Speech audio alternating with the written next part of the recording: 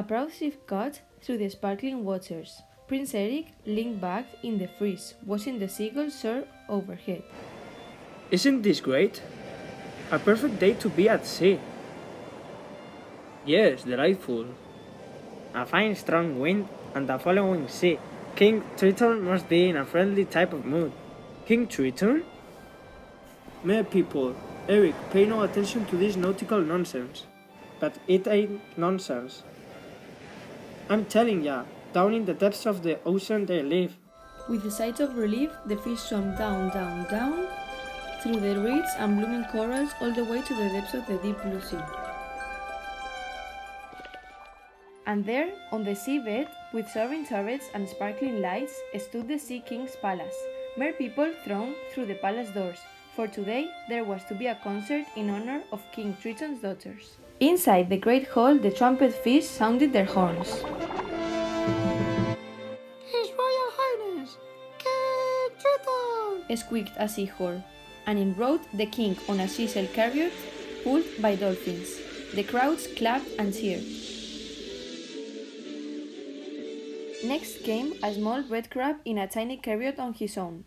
Presenting the distinguished composer, The seahorse squeaked again. Horatio, Felonius, Ignatius, Castratius, Sebastian! And there were more cheers. Oh, Your Majesty, your daughters will be spectacular. Yes, and especially my little Ariel. The lights dimmed, the fish band began to play, and from a curtain of bubbles rose 3 sails popping open to reveal King Triton's daughters. The king looked on proudly as one by one they sang out their names.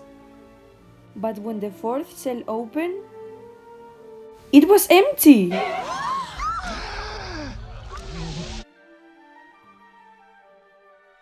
That moment, King Triton's youngest daughter was gazing longingly at a shipwreck in a dark, forgotten corner of the ocean. Isn't this fantastic? Yes, yeah. Now let's get out of here. But Ariel had already slipped inside the porthole. Oh my gosh, she said, her eyes alighting on a fork sparkling in the gloom. Have you ever seen anything so wonderful in your entire life? But what is it? Asked Flounder. I don't know, Ariel replied, but I bet Scuttle will.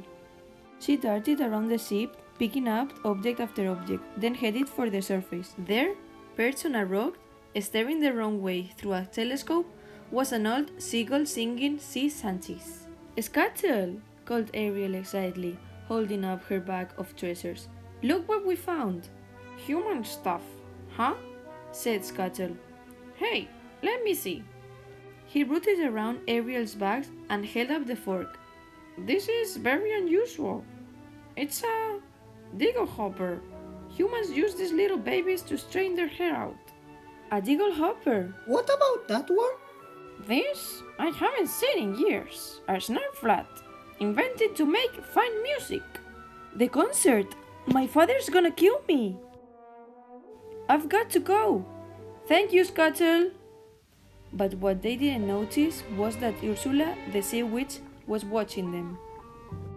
Back at the palace, King Triton looked at his daughter with disappointment.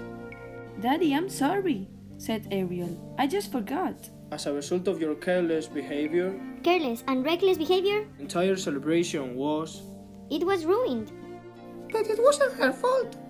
The seagull came and... Seagull? You went up to the surface again, didn't you? Nothing happened, protested Ariel, casting a look at Flounder. You have been seen by one of those barbarians, by one of those... humans. As long as you live under my ocean, you will obey my rules.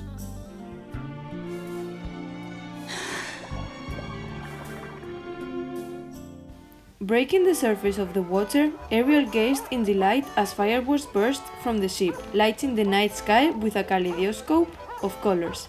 As she swam closer, Sebastian called her to come back. She pulled herself up to the boat deck and peered at the sailors dancing. A saggy-haired dog, barking in time to the music, came right up to her. Max, here, boy. I've never seen a human this close before. He's very handsome. But above them, lightning began to flash and huge storm clouds rolled across the sky. The waters of the sea began to froth and roar. Lightning struck the ship and flames began to lick up the mast. One sailor after another flung themselves into the water to escape the burning ship, but Prince Eric struggled through the fire to reach his dog, who was stranded amid the flames. Eric threw Max to safety, but then his foot went through the deck and stuck fast. As the burning ship sank beneath the waves, Ariel searched desperately for Eric. At last, she found him sleeping off a splintered piece of wood, his eyes closed. He swam with him in the crook of her arm on the way to the shore. As the sun started to rise, she sang of her wish to be a part of his world. Eric finally opened his eyes and gazed back at Ariel. Then came the sound of Max barking and his servant, Grimsey, calling Eric's name. Ariel darted back to the water. A girl rescued me. Eric told Grimsey. She was singing. She had the most beautiful voice. But Ariel, gazing after Eric, was lost in a dream. She was sure that one day she'd be part of this world. Ursula, the sea witch, still watching, realized she now had a plan, a most frightening plan. For days, Ariel didn't stop singing. She hummed and dreamed and floated around the palace. "She's got it bad," said one of the sisters. What? Asked their father. What has she got? "Isn't it obvious, Daddy? Ariel's in love." Ariel? In love? Who could the lucky merman be? He wondered, chuckling to himself. To find out, he called Sebastian to his throne room. I'm concerned about Ariel. Have you noticed she been acting peculiar lately? "Oh, well, stuttered Sebastian. The king beckoned him closer. Sebastian, I know you've been keeping something from me. "I tried to stop her, sir," he cried, clenching the sea king's bird. "She couldn't listen. I told her to stay away from humans." Humans? What about humans? Roared King Triton. He demanded Sebastian tell him the whole story, then stormed into Ariel's secret cave. Is it true you rescued a human from drowning? "Daddy, I had to." Contact between the human world and the mer world is strictly forbidden. He Ariel, would have you died. know that. One less human to worry about. No! So help me, Ariel. I am going to get through to you, and if this is the only way, so be it.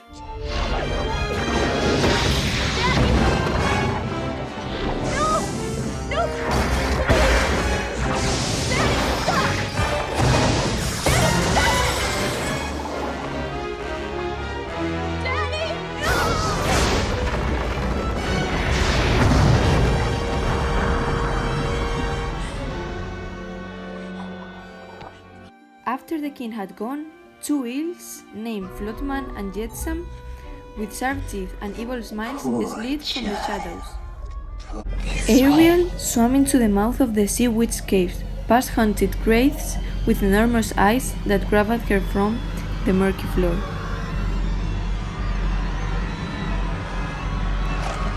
"Come in, my child. Now you're here because you have a thing for this prince fellow? The only way you to get what you want is to become a human yourself. Can you do that? My dear sweet child, it's what I live for, to help unfortunate merfolk like yourself. I will make you a potion that will turn you into a human for 3 days. Before the sun sets on the 3rd day, you've got to get dear old prince to kiss you, the kiss of true love. Then you will remain human permanently. But if he doesn't, you will turn back into a mermaid and you will belong to me. There is one more thing. We haven't discussed the subject of payment. I'm not asking much. You never miss it. What I want from you is your voice." "My voice? But without my voice, how can I?" "Now sing!"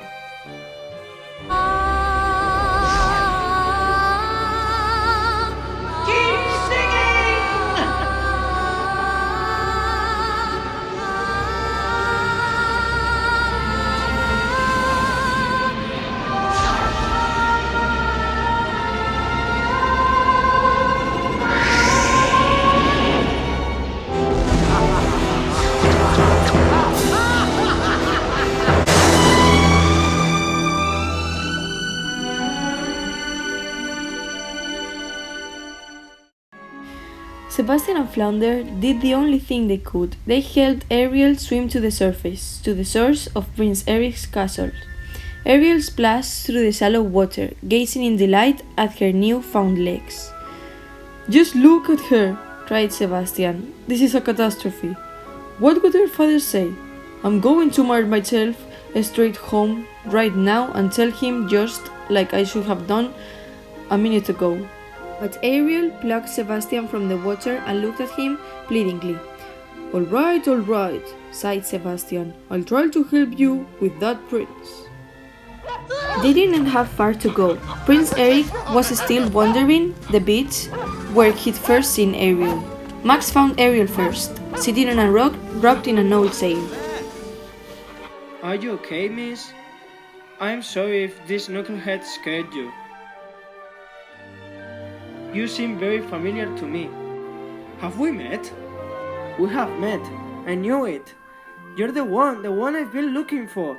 What's your name?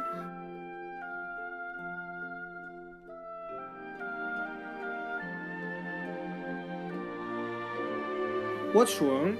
What is it?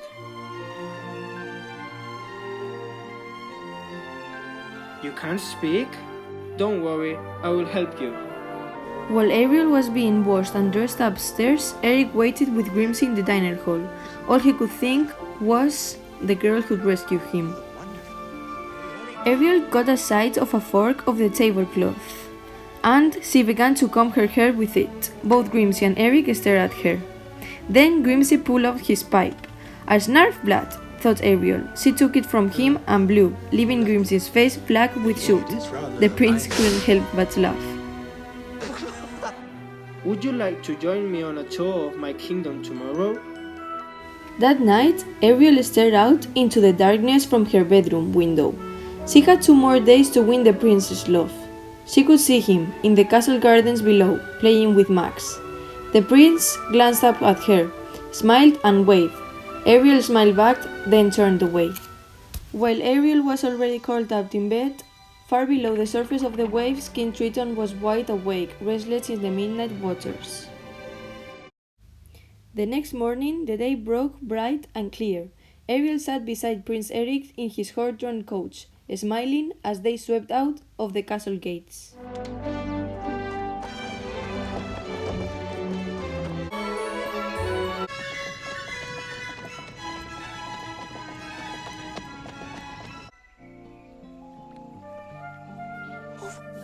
Did you hear something?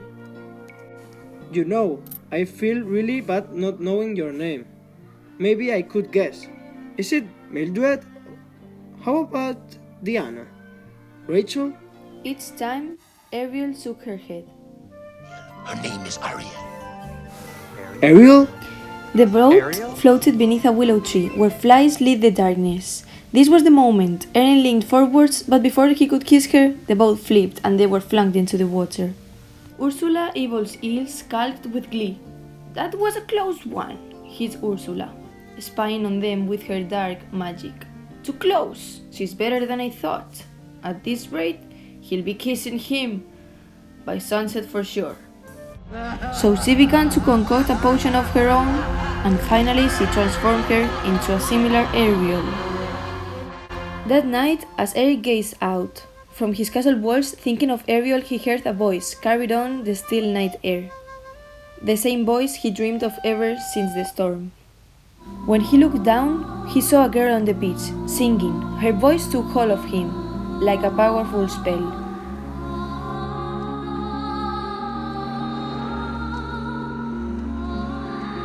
As the sun sank that evening, Ariel watched the wedding ship set sail. Tears rolled down her cheeks and fell into the ocean.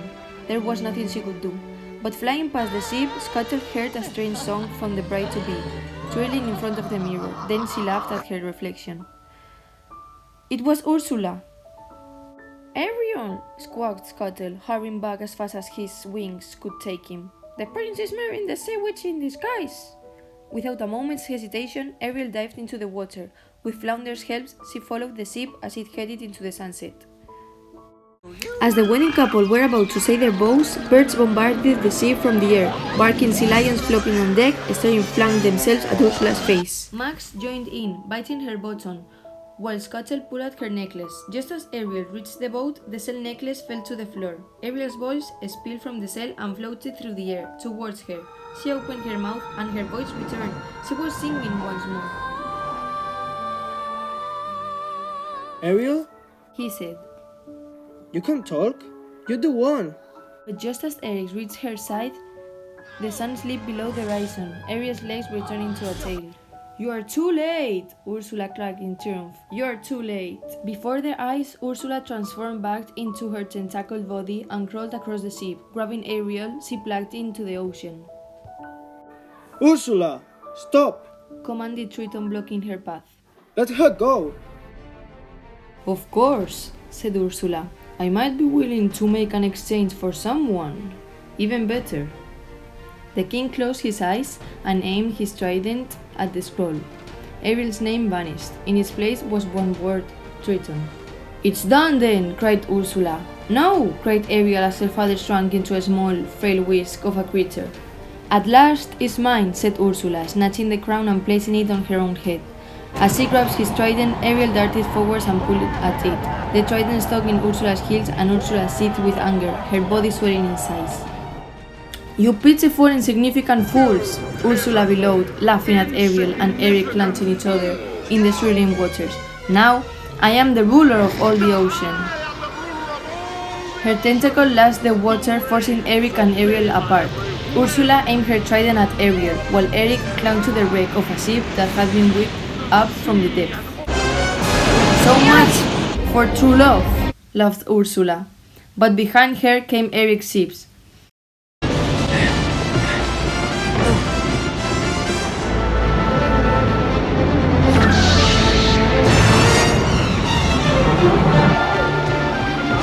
He aimed the pointed mast at her tentacle body and blocked the ship into her monstrous bulk.